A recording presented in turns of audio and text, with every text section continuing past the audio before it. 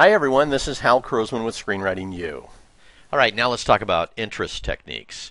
You may have noticed before, this is our list of interest techniques: hook, dilemma, predictions, something unseen, mystery, creating a future, anticipatory dialogue, cliffhanger, and uncomfortable moment. So your job was to put as many of those as you possibly could into this scene. And Wally did a good job. We're going to take a look at what he did. Let's just start out with, right off the bat, we have the wild orgasmic scream and the grunts and everything else, which is kind of a hook, right? You're wondering who's having sex in there and that kind of thing. Oh, in the earlier video I said Maxine Sin. It's actually Renee Sin. So it's important to get those names right. So that's a hook, and it's also something unseen. So it gives us, two levels of that. Let's go down a little further here. Renee says this line, you want to play a cowboy, do it at the studio set, not here. Okay, that creates a future. Now, Wally didn't do anything with that future in here, but it may create a future for a later scene. So let's go further. And it also tells us that, there's a very good chance Renee actually represents this guy. We're going to take a minute down here, and suddenly we now have Maxine Jasper showing up, and the first thing she says, "Mark, what are you doing here?" And Mark jumps up, gives her, a kiss, and Maxine grimaces. Now, there's two things going on here that are uncomfortable. One is, she smells something on his breath, and the other is that he just had sex with this other woman, and now he's kissing his supposed girlfriend. So it's an uncomfortable moment for Mark, it's an uncomfortable moment for Maxine, and it's an uncomfortable moment for Renee. So that's pretty good. Whenever you can create an uncomfortable moment for every character, and all for different reasons, that's very well done. Then of course we've got a lot of fun subtext, especially in this whole, what his breath smells like, and you sure it's disease-free and all that kind of thing. So there's lots of interesting and fun subtext, and I won't even talk about what that means.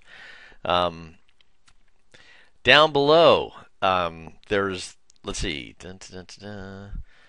client says, "What is going on, Renee?" That's a hook, so it's a verbal hook.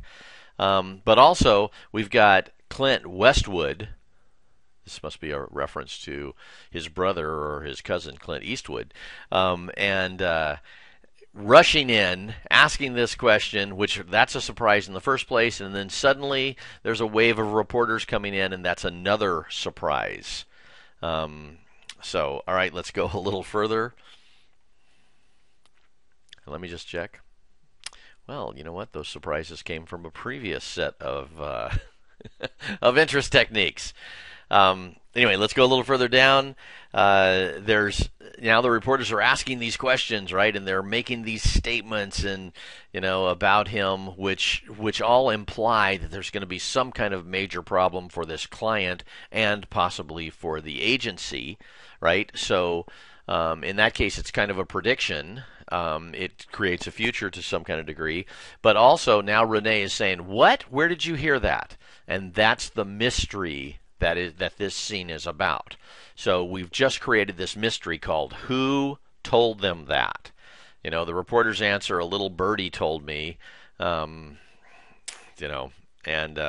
Anyway, so let's just go a little further down, because this mystery now needs to be solved.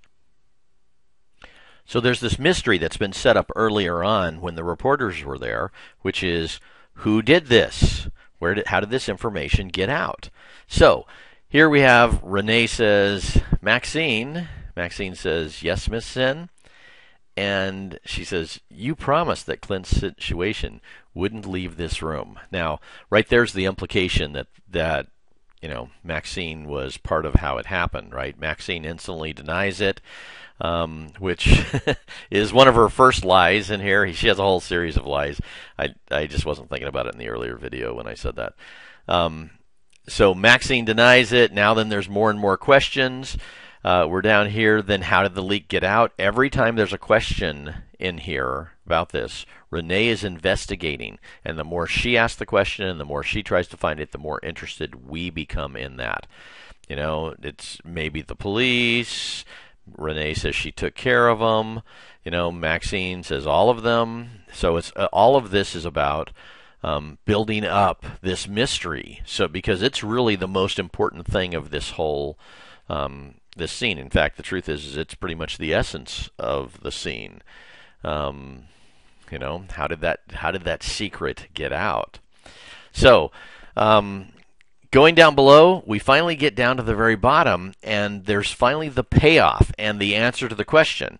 Maxine gets this phone call, and again, she lies about the phone call, and we suddenly find out that Jane Powell is on Maxine's cell phone, and Maxine smiles, which means Maxine's been working with Jane Powell, and that Maxine was actually the leak, and that this is her way of getting back at Renee. Now, here's the thing.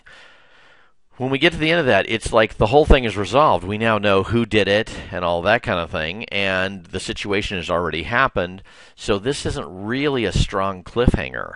In fact, it doesn't really create much interest about the future. Let me give you a different way to do this that may have provided that, and it's combining the cliffhanger with a dilemma.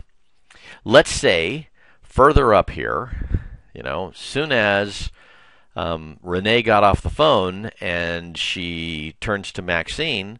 Let's say, let's go back above that. Sorry, let's go up to here where the reporters have just left, and Clint, who claimed that he never inhaled, after the reporters leave, let's just pretend that Renee and him have this conversation where he blurts out something else, something even more incriminating, and maybe even something that incriminates Renee. Maybe he says, "I'm not going down without you going down. You know, you take care of me on this.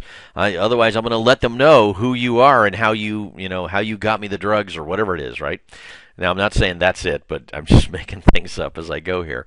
And so in that case, there's something more incriminating out there, something more that Maxine could ultimately tell Jane Powell, which would take things to the next step.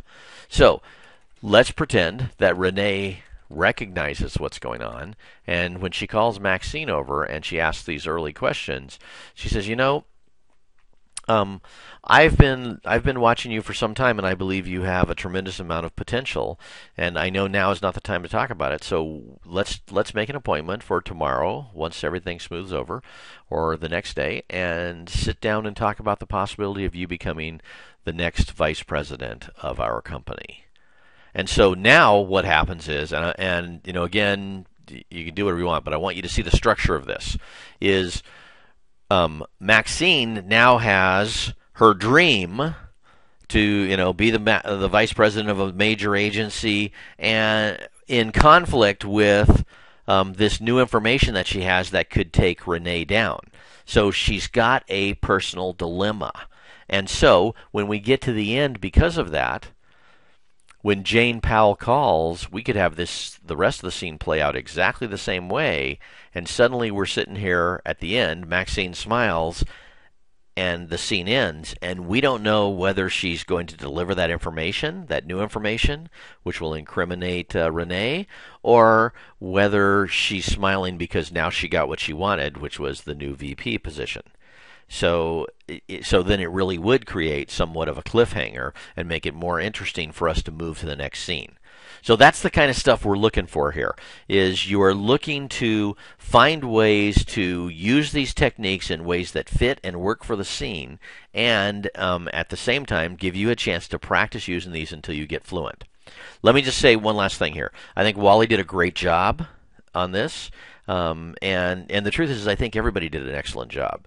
I do think we need to take it to the next step. And here's what I would say is,